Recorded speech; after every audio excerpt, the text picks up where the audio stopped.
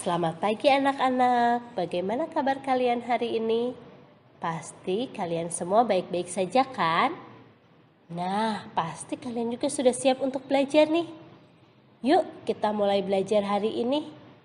Hari ini kita mau belajar tentang unsur cerita fiksi dan penokohan dalam cerita, supaya kamu lebih mengerti apa saja unsur-unsur cerita dan bagaimana tokoh-tokoh yang ada dalam sebuah cerita. Ayo, siapa yang masih ingat unsur-unsur cerita itu ada apa saja? Ya, betul.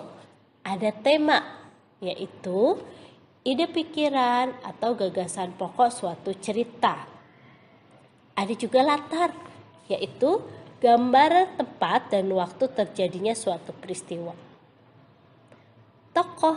Tokoh itu adalah pelaku yang berperan dalam sebuah cerita.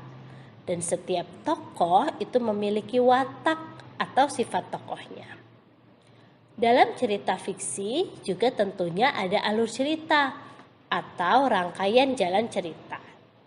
Dan biasanya mengandung amanat, yaitu pesan moral yang ingin disampaikan penulis kepada pembacanya. Nah, khusus hari ini kita belajar juga tentang jenis-jenis tokoh ya.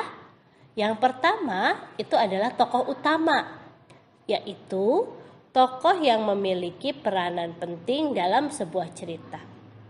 Biasanya tokoh ini merupakan tokoh yang paling banyak diceritakan dalam cerita tersebut.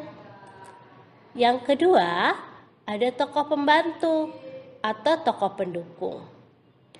Tokoh ini memiliki peranan yang tidak terlalu penting dalam cerita. Kehadiran tokoh ini hanya sebagai penunjang tokoh utama. Berdasarkan peranannya, tokoh-tokoh tersebut dibedakan menjadi ada dua. Tokoh protagonis, yaitu tokoh yang memiliki watak baik, dan tokoh antagonis, yaitu tokoh yang memerankan watak jahat. Biasanya sering disebut-sebut sebagai orang yang menimbulkan permasalahan. Bagaimana? Sudah cukup mengerti? Nah, supaya kamu lebih mengerti lagi, coba kamu dengarkan dongeng ini ya. Di suatu pohon di tengah taman, hiduplah semut berdampingan dengan belalang. Sepanjang hari, semut selalu rajin mengumpulkan makanan, baik itu di siang hari yang terik atau saat hujan. Ia masih rajin mengumpulkan makanan di sarangnya. Melihat itu, belalang pun mengejek. Sambil bermalas-malasan, ia menyebut semut sebagai makhluk bodoh dan konyol, karena masih saja sibuk bekerja mengumpulkan makanan di sarangnya. Padahal taman di sekitar tempat tinggal mereka itu banyak sekali makanan. Semut pun dengan sabar menjawab bahwa apa yang dikatakan belalang itu memang benar. Pada saat ini memang masih terdapat banyak makanan di taman itu. Namun semut mengumpulkan makanan itu untuk persediaan mereka selama musim dingin nanti. Semut pun mengajak agar belalang bersama-sama dengannya untuk mengumpulkan makanan juga. Namun, belalang justru tertawa semakin keras dan ia mengatakan bahwa musim dingin masih lama, jadi lebih baik sekarang bersenang-senang saja dulu. Singkat cerita, akhirnya musim dingin pun tiba. Semut tidak khawatir karena telah memiliki persediaan makanan yang cukup untuk menghadapi musim dingin.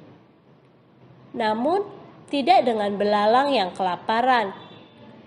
Hingga akhirnya ia datang ke rumah semut dan hendak meminta makanan. Semut bertanya, apakah belalang tidak malu karena telah mengejek dirinya? Sekarang justru minta makanan kepadanya.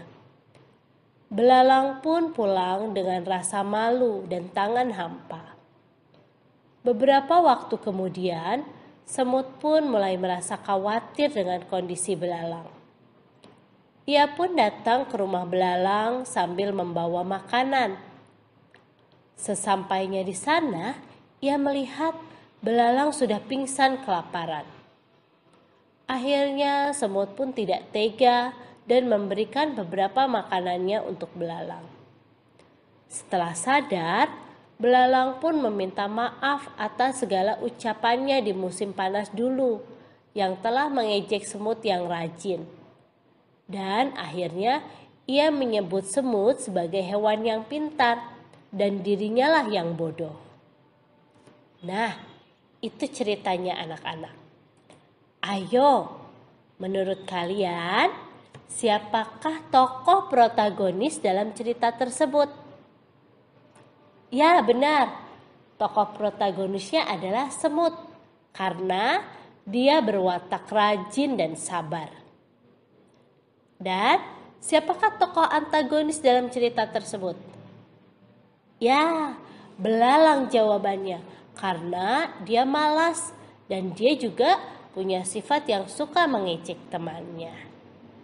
Nah, sekarang kalian bisa membedakan kan watak-watak dan tokoh dalam sebuah cerita? Nah, selamat belajar ya. Setelah ini kamu juga boleh melanjutkan tugas-tugasmu yang lain ya. Terima kasih, sampai jumpa.